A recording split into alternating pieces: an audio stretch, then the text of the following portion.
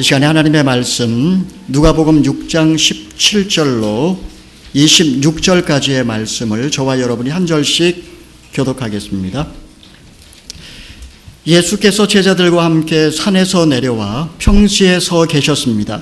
거기에는 제자들의 큰 무리가 있었고 또 유대와 예루살렘과 두로와 시돈의 해안 지방에서 모여든 많은 백성이 큰 무리를 이루고 있었습니다. 그들은 예수의 말도 듣고 자기들의 병도 고치고자 불려온 사람들이었습니다. 더러운 병 걸린 사람들도 있었는데 그들은 낫게 됐습니다. 그러자 사람들은 모두 예수를 만져보려고 애썼습니다. 예수에게서 능력이 나와 그들을 모두 고쳐주었기 때문입니다. 예수께서 눈을 들어 제자들을 보시며 말씀하셨습니다. 너희 가난한 사람들은 복이 있으니 하나님 나라가 너희의 것이다. 너희 지금 굶주리는 사람들은 복이 있으니 너희가 배부르게 될 것이다. 너희 지금 울고 있는 사람들은 복이 있으니 너희가 웃게 될 것이다.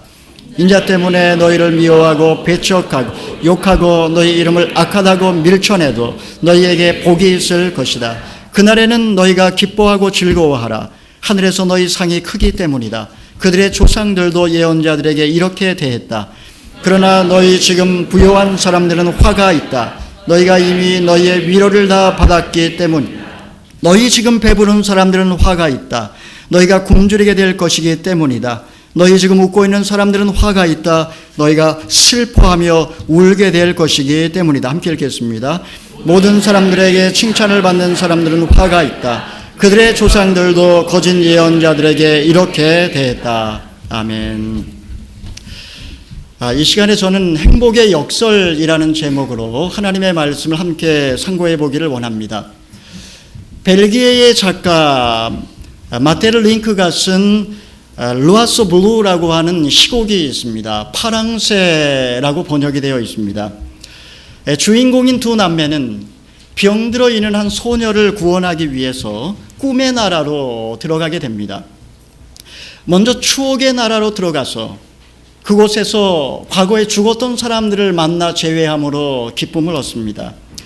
그리고 이제는 밤의 궁전으로 들어가서 고통의 실상에 관해서 보기 시작합니다.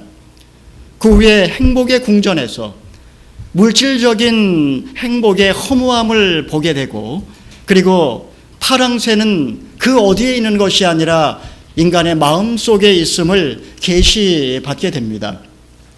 두 남매가 꿈에서 깨어났을 때에 쇠장 속에 있던 흰 비둘기가 파랑새로 보였습니다. 비록 동화극이긴 하지만 사상적으로 굉장히 깊은 메시지를 담고 있는 책이라고 할 수 있습니다.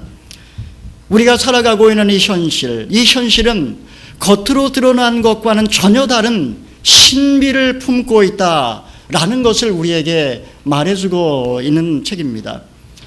일찍이 그리스의 철학자 아리스토텔레스는 인생의 목적은 행복에 있다라고 말했습니다. 아마 이 말에 동의하지 않은 사람은 한 사람도 없을 것입니다. 하지만 무엇을 행복의 기준으로 삼고 있느냐 하는 것은 사람마다 다 다를 것입니다. 어떤 사람은 돈에 가치를 두고 살아가는 사람이 있는 반면에 어떤 사람은 쾌락에 행복의 가치를 두는 사람도 있기 때문입니다. 여러분의 생각은 어떻습니까? 우리에게 있어서 행복은 어디에 있을까요?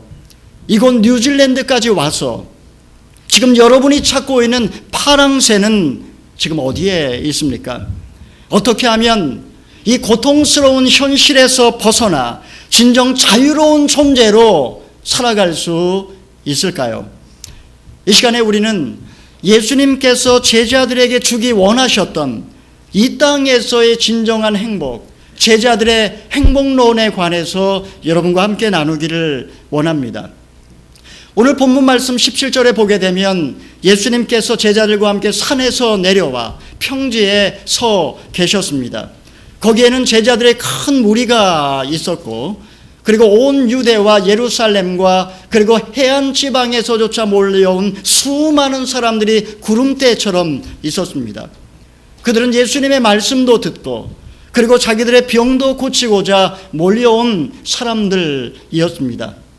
그들은 사실 가난하고 배고프고 병들고 그리고 상한 영혼들이었습니다.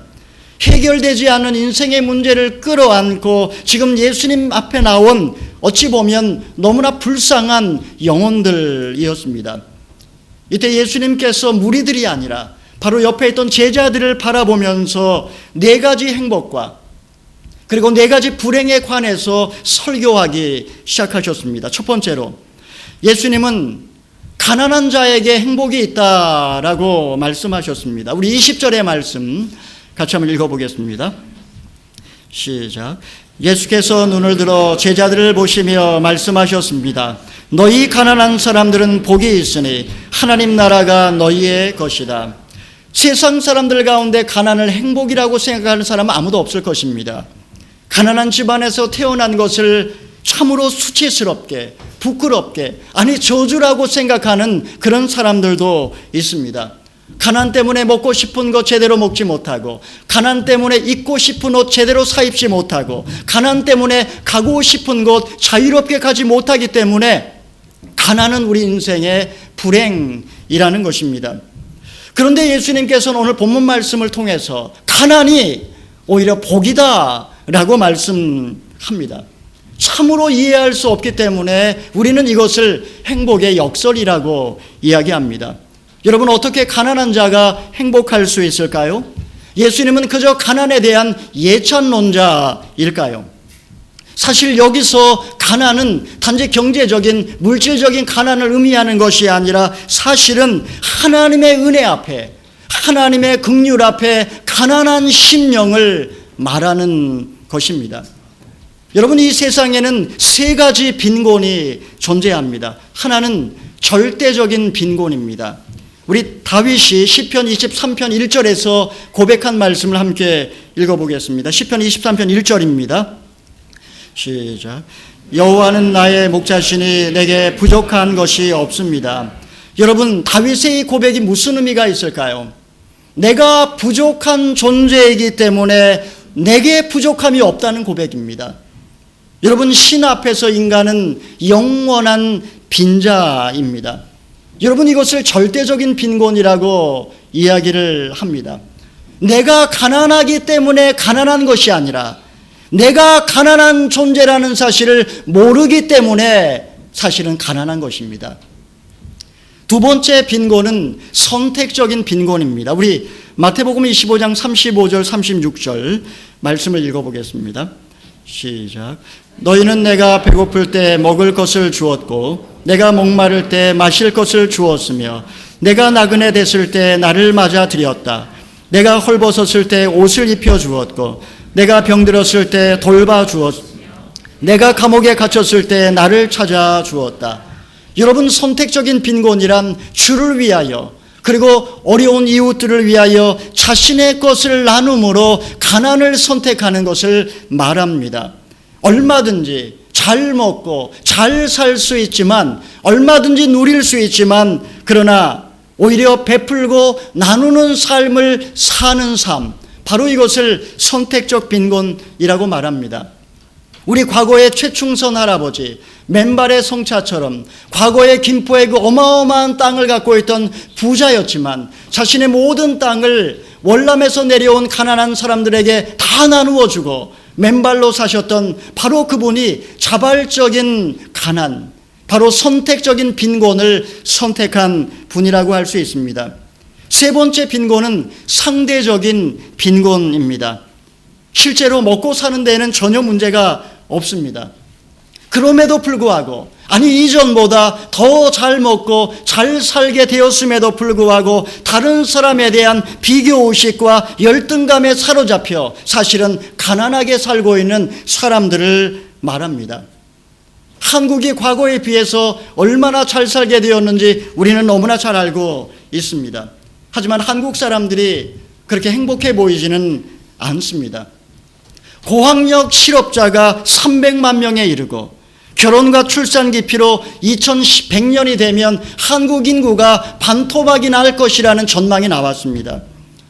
부동산 가격 폭락으로 전세 보증금을 돌려주지 못하는 그런 하우스푸어가 150만 명에 이르고 일본의 방사능 공포와 그리고 중국의 미세먼지 때문에 피로감이 극에 달하있는 그런 상황입니다. 오늘날 풍요로운 이 시대를 살아가는 현대인들, 과연 그들은 과거보다 더 행복할까요? 60년 전과 비교해 볼 때에 우리나라의 GNI 1인당 국민소득은 250배가 늘었지만, 그러나 행복지수가 여전히 밑바닥인 이유는 무엇일까요? 그것은 바로 상대적인 빈곤감 때문입니다. 이것이 물질 문명의 한계입니다. 예수님은 부요한 사람이 오히려 화가 있을 것이다 라고 말씀하셨습니다. 왜냐하면 이미 그는 다 위로를 받았기 때문입니다. 물질이 위로가 되는 사람에게 더 이상의 위로는 없습니다. 그의 관심은 오직 돈이기 때문에, 천국조차도 그에게는 별로 중요하지 않습니다. 우리 계시록 3장 17절의 말씀 읽어보겠습니다. 내가 말하기를 나는 부자라 풍족해 부족한 것이 하나도 없다 하나 너는 자신이 비참하고 불쌍하고 가난하고 눈멀고 벌거벗은 사람임을 알지 못한다. 스스로 부자요 부족함이 없다라고 말하는 그에게 하나님께서는 내가 비참하고 불쌍하고 가난하고 눈멀고 헐벗은 것을 보지 못한다라고 말씀하셨습니다. 부자는 항상 이 땅에서 하나님과 재물을 겸하여 섬기고자 하는 유혹을 끊임없이 받습니다. 하지만 결국 그 부요함 때문에 스스로 올무에 빠지고 맙니다. 모든 부자들이 다 그런 건 아니지만, 그러나 이렇게 재물을 신처럼 모시고 사는 사람의 인생은 어떻게 될까요? 자녀들은 부모의 돈 때문에 의존심을 키워가고, 그리고 그 주변의 친구들 대신에 아첨하는 사람들이 가득 차고, 그가 죽고 나면 유산 다툼으로 형제간에 그야말로 엄청난 갈등과 분쟁이 있는 것, 우리는 너무나 많이 보지 않습니까? 사랑하시는 성도 여러분, 가진 돈에 만족하지 못하는 사람은 결코 하나님을 통해 위로받을 수 없습니다. 오히려 자신이 하나님 앞에 얼마나 가난한 존재인지, 절대 빈자인 것을 깨닫고, 내가 이 땅에서 얼마든지 누리며 살아갈 수 있지만 가난을 선택한 사람, 나보다 어려운 이웃들에게 베풀고 나누는 인생을 사는 사람들, 그들이야말로 이 땅의 고통스러운 현실에서 벗어나 진정한 행복의 인생을 사는 사람인 것입니다. 두 번째로, 예수님께서는 우리들에게 행복에 관해서 말씀해 주십니다. 예수님은 굶주림에 우는 사람이 복이 있다라고 말씀하십니다. 우리 21절 말씀인가요? 같이 한번 읽어보겠습니다. 너희 지금 굶주린 사람들은 시작. 너희 지금 굶주린 사람들은 복이 있으니 너희가 배부르게 될 것이다. 너희 지금 울고 있는 사람들은 복이 있으니 너희가 웃게 될 것이다. 여러분, 지금 먹을 것이 없어서 굶주리고 있고 마실 것이 없어서 목말라고 있는 사람만큼 그렇게 절박한 사람이 있을까요? 지금 내 인생에 해결되지 않는 그런 인생 문제 앞에 눈물을 뚝뚝 흘리고 있는 그런 사람만큼 불쌍한 사람이 있을까요? 그런데 예수님께서 바로 이런 사람들이 배가 불러서 웃게 될 날이 올 것이다 라고 말씀을 하십니다. 여러분, 이게 무슨 의미일까요? 여기서 배가 고프고 눈물을 흘린다라는 것은 무슨 의미일까요? 하나님에 대한 갈망, 그리고 나 자신의 죄로 인한 통회의 눈물, 바로 그것을 의미하는 것입니다. 하나님에 대한 갈망을 갖게 될 때에 결국 그 영혼은 채워지게 될 것이고, 그리고 지금은 죄로 인해 눈물을 뚝뚝 흘리고 있지만 바로 그 이유 때문에 웃게 될 것이다 라는 말씀입니다.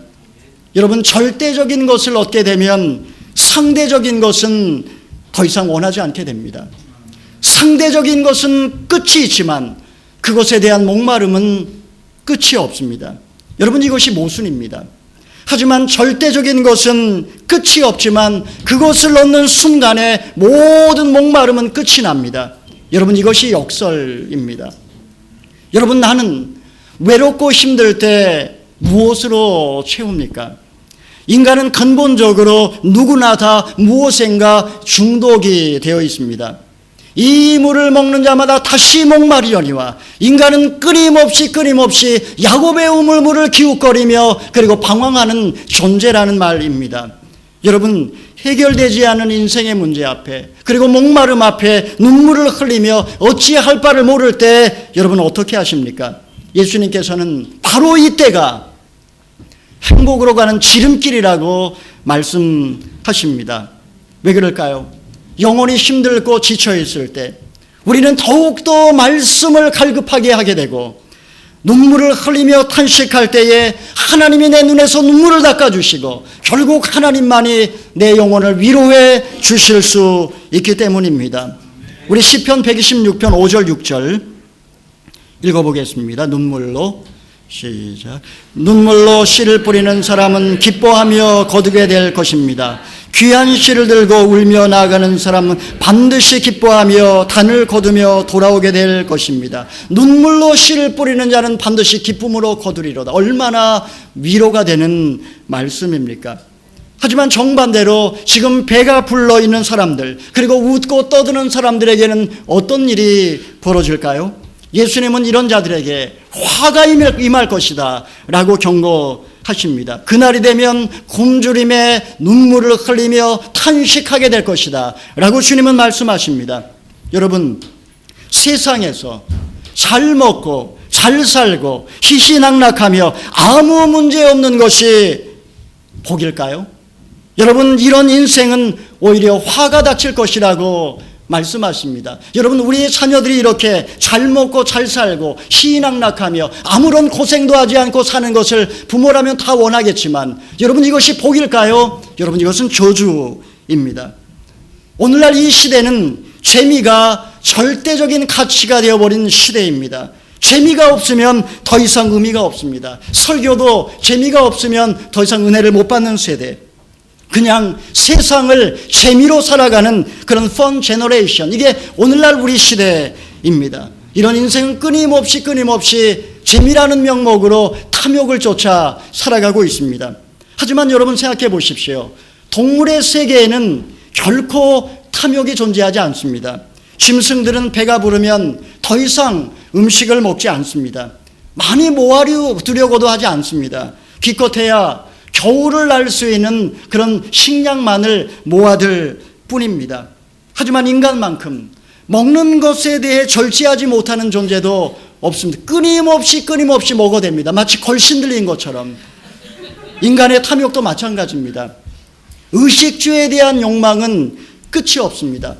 전세를 살던 사람은 집을 사기를 원하고, 작은 집에 사는 사람은 큰 집에 살기를 원하고, 그리고 값싼 옷을 입고 다니는 사람은 정말 명품 옷을 입고 싶은 것이 인간의 욕망입니다. 사랑하시는 자매 여러분, 여러분의 옷장을 여는 순간 입을 옷이 하나도 없으시다라는 것을 저는 너무나 잘 알고 있습니다. 더 좋은 집에서 더 맛있는 음식을 먹으며 사치스럽게 살고자 하는 마음이 인간의 욕망입니다. 공허함을 이런 것으로 채우려고 합니다. 아이러니하게도 세상에서는 이런 것을 취하면 취할수록 더욱더 허기진 것입니다. 이사야 55장 2절 말씀을 같이 읽어보겠습니다. 왜 너희는 음식이 아닌 것에 돈을 쓰고 배부르게 하지 못할 것에 애를 쓰느냐. 들으라, 내 말을 잘 들으라. 그러면 너희가 좋은 것을 먹고 기름진 것으로 즐길 것이다. 들으라. 내 말을 들으면 너희 영혼이 배부를 것이다. 시편 42편 1절 말씀 읽어보겠습니다. 시작. 오 하나님이여, 사슴이 목이 말라 헐떡거리며 시냇물을 찾듯이 내 영혼이 목이 말라 주를 찾습니다. 하나님만이 내 영혼의 목마름을 채워줄 수 있다 라고 시편 저자는 고백하고 있습니다. 사랑하시는 성도 여러분, 이건 뉴질랜드 생활이 얼마나 무료하고 그리고 재미없는지 잘 알고 있습니다. 여러분은 인생을 무슨 재미로 사십니까? 인생은 재미로 사는 것이 아니라 의미로 사는 것입니다. 지금 영적으로 굶주리고 있습니까? 지금 여러 가지 인생의 문제 때문에 너무나 답답해서 눈물을 흘리고 있습니까? 여러분, 이 시간이 오히려 여러분에게 축복의 시간인 줄 믿으시길 바랍니다. 세상 사람들은 재미를 쫓지만 사실 사는 게 재미가 있지는 않습니다. 왜냐하면 세상 재미의 끝은 허무이기 때문입니다. 지금 웃고 있지만, 지금 떠들고 있지만 사실 웃는 게 아닙니다. 하지만 내가 지금 비록 굶주리고 있지만, 내가 지금 눈물을 흘리고 있지만, 그러나 오히려 그것을 통해 나는 하나님을 경험하게 될 것이고 결국 기쁨으로 탄을 거두게 될 줄 믿으시면 아멘 하시기 바랍니다. 아멘.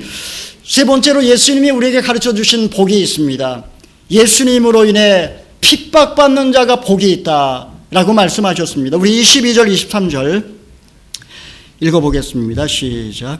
인자 때문에 너희를 미워하고 배척하고 욕하고 너희 이름을 악하다고 밀쳐대도 너희에게 복이 있을 것이다. 그날에는 너희가 기뻐하고 즐거워하라. 하늘에서 너희 상이 크기 때문이다. 그들의 조상들도 예언자들에게 이렇게 대했다. 여러분, 우리가 세상을 살아가면서 사람과의 관계 속에서 미움을 당하고 버림을 당하고 욕을 먹을 때 얼마나 힘들까요?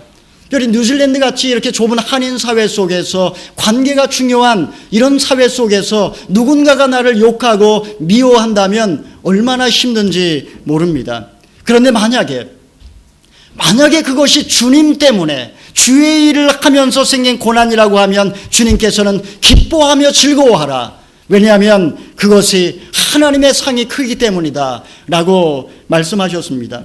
여러분, 우리가 정말 이 세상을 믿음으로 살려고 한다면 고난이 찾아오지 않은 게 이상한 것입니다. 우리가 정말 믿음으로 살기를 원한다면 박해를 받는다 라고 주님은 말씀하셨습니다. 여러분, 우리 교회에서 비전위원으로 섬기는 것이 쉬울까요? 여러분, 지도자가 된다는 것은 오해받고 욕먹고 비난받는 자리입니다. 여러분, 순장으로 섬기는 것이 늘 재미있을까요? 제대로 섬기려고 한다면, 정말 순장의 직분을 제대로 섬기려고 한다면 그만한 대가를 치러야 합니다. 칭찬받을 때도 있고 욕먹을 때도 있고, 정말 즐기고 때로는 쉬고 싶을 때조차도 자기를 분해해야 되는 그런 어려운 자리입니다. 만약에 나는 모든 사람들에게 칭찬받는 사람이 되고 싶다, 만약에 그렇게 생각한다면 어떤 일이 벌어질까요? 예수님은 그것이 화가 있을 것이다 라고 말씀하셨습니다. 모든 사람에게 칭찬받는 법은 없습니다. 불가능한 것을 원하는 것, 바로 그것이 불행인 것입니다. 거짓 예언자들이 그랬습니다. 모든 사람에게 칭찬을 받으려 할 때 그는 불의와 타협을 하게 되었고 사람들의 비위를 맞추게 되었고 결국 거짓된 예언자가 될 수밖에 없었던 것입니다. 그러므로 비록 칭찬일지라도 그것이 거짓말이면 듣기를 싫어하고, 비록 비난받는 말일지라도 그것이 진실이라면 받아들이는 것, 이것이 바로 영성입니다. 스데반이 복음을 전하다가 돌로 맞아 순교를 당하게 되었습니다. 인간적으로 볼 때 얼마나 불행하고 얼마나 비참할까요? 그러나 놀랍게도 성경은 그의 얼굴이 천사와 같이 빛나고 있었다라고 말을 합니다. 어떻게 그럴 수 있었을까요? 스데반이 성령에 충만하여 하늘이 열리고 예수님이 하나님 보좌 우편에 서신 것을 보았던 것입니다. 몸은 돌에 맞아 죽어가고 있었지만 영안이 열려서 하나님 나라의 그 놀라운 상급을 보았기 때문에 그의 얼굴은 천사처럼 빛났던 것입니다. 사랑하시는 성도 여러분, 우리의 본성은 인정과 칭찬을 좋아합니다. 칭찬은 고래도 춤추게 한다라는 말이 있지 않습니까? 물론 어린아이들에게, 정말 낙심한 사람에게 칭찬은 필요하지만, 그러나 사실 칭찬은 설탕처럼 비슷합니다. 설탕은 달콤하지만 결코 건강에 좋은 것은 아닙니다. 하나님의 징계, 그리고 사람들의 핍박은 당장은 힘들고 쓰지만 그 사람의 영혼에게는 양약이 되어서 골수로 윤택해 한다라고 성경은 말합니다. 여러분의 인생에 혹시 예수님으로 인하여서 핍박이 있습니까? 아니면 여러분의 삶 속에 예수님을 믿는 것 때문에 손해를 본 적은 있습니까? 여러분, 기뻐하고 즐거워하십시오. 피해의식과 그리고 마음의 원망으로 힘들기보다도 오히려 나의 삶 속에 예수님으로 인하여 그런 박해가 있고 손해가 있다면 기뻐하고 즐거워하라, 주님은 말씀하십니다. 왜냐하면 하늘에서의 상급이 크기 때문입니다. 당신의 축복입니다 라고 하는 유명한 책이 있습니다. 3년 전에 2011년도에 출판된 미국 책입니다. 저자는 태어날 때부터 뼈가 쉽게 부러지는 병을 타고났습니다. 희귀병, 골성형 부전증이라고 하는 병입니다. 지금까지 그는 200번에 걸쳐서 뼈와 관절이 부러졌다고 합니다. 여러분 얼마나 고통스러울까요? 그래서 그는 지금 나이가 33살인데 그의 키는 90cm밖에 되지 않고 그리고 그의 몸무게는 20kg이 넘지 않습니다. 그가 9살이 되던 해에 다리가 부러져서 너무너무 아프고 절망이 되어 울부짖었다고 합니다. 엄마, 왜 하필이면 저예요? 내가 도대체 뭘 잘못했나요? 정말 화가 나서 미치겠어요. 엄마에게 울면서 따지고 들었습니다. 그때 그의 엄마가 이렇게 말해 주었습니다. 얘야, 이게 정말 큰 시련일까? 아니면 축복의 선물일까? 그는 그 말을 듣는 순간에 다시 생각을 시작했습니다. 특히 축복의 선물이라는 말이 그의 가슴에 남았습니다. 그때 그는 인생의 목적에 관해서 생각했다. 내가 무엇을 위해서 살아야 될까를 생각했다라고 고백합니다. 여러분, 내가 이런 고통을 느끼는 것은 나로 하여금 나만이 할 수 있는 무엇인가를 할 수 있도록 하기 위한 하나님의 뜻은 아닐까? 9살 먹은 어린아이가 이런 생각을 했습니다. 여러분은 9살 때 무슨 고민을 하셨습니까? 여러분, 그는 그 후에 9살 때 삶을 결단하고 자신의 인생의 목적을 찾고 그리고 인생의 자갈밭길을 걸어가는 가난하고 힘들고 병든 영혼들을 위해 희망의 전도사로 살기로 결단합니다. 그는 시카고 드폴 대학을 졸업하고 전 세계를 돌아다니며 지금도 진정한 행복이 무엇인지 그것을 전하고 있습니다. 그의 책에 이렇게 쓰여 있습니다. 오늘이 힘들어도 축복입니다. 아직 끝이 아니기에 축복입니다. 다시 시작할 수 있기에 축복입니다. 살아있는 모든 날이 축복입니다. 이 모든 것을 가능하게 하는 당신의 존재 그 자체가 축복입니다. 그는 불편하고 그는 아픈 몸을 이끌고 그리고 그는 한없이 눈물을 흘리며 그는 고통의 강물을 건넜지만 이를 통해 결국 그는 하나님을 만났고 인생의 진정한 의미를 발견했으며 진정 행복이 무엇인지를 찾았습니다. 가난한 자는 복이 있다. 배고픈 사람은 복이 있다. 눈물을 흘린 자는 복이 있다.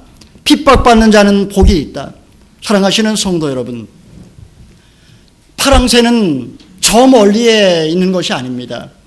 겉으로 드러나는 현실이 가난하고 배고프고 눈물을 흘리며 핍박받는다 할지라도 그것을 행복으로 받아들이는 순간 여러분의 세상 안에 있는 비둘기는 파랑새로 보이기 시작할 것입니다.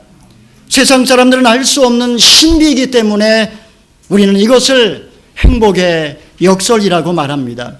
사랑하시는 성도 여러분, 행복은 내 마음속에 있습니다.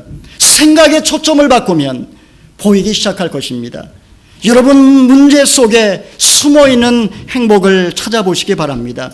두려움과 핑계와 불안을 버리고 행복을 선택하십시오. 예수님은 4가지 행복과 4가지 저주를 우리 앞에 보여주십니다. 이제 여러분의 차례입니다. 기도하겠습니다.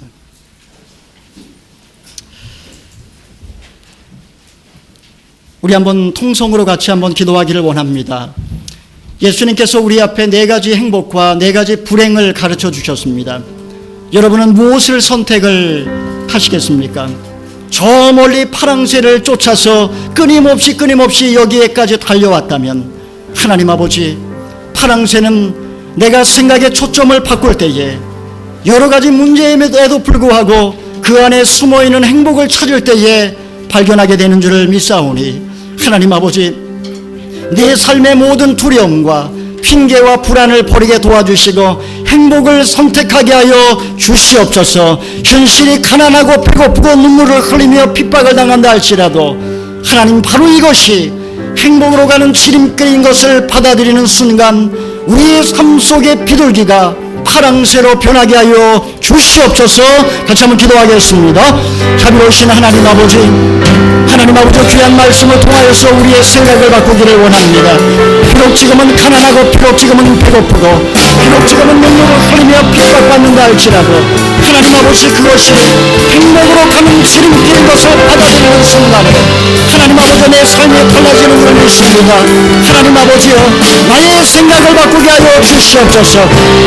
비록 가난하고 배고프고 눈물을 흘리며 핍박을 받는다 할지라도 행복으로 받아들이게 도와주시옵소서. 진정으로 행복한 삶이 무엇인지를 알게 하여 주시고 하나님을 만나게 도와주시옵소서. 인생의 의미를 발견하게 도와주시옵소서. 진정한 행복한 삶을 하나님 아버지여 살아가게 하여 주시옵소서. 행복을 선택하게 하여 주시옵소서. 이제 내가 선택하게 하여 주시옵소서. 숨어있는 행복을 찾아 살아가게 하여 주시고 멀리 파랑새를 따라 그렇게 방황하지 않게 도와주시고 이제는 이 행복의 비밀을 깨달아 살아갈 수 있도록 하나님 아버지여 도와주시옵소서. 역사하여 주시옵소서. 사랑의 하나님 아버지, 우리가 살아가는 현실은 겉으로 드러나는 것과는 전혀 다른 신비를 품고 있음을 고백합니다.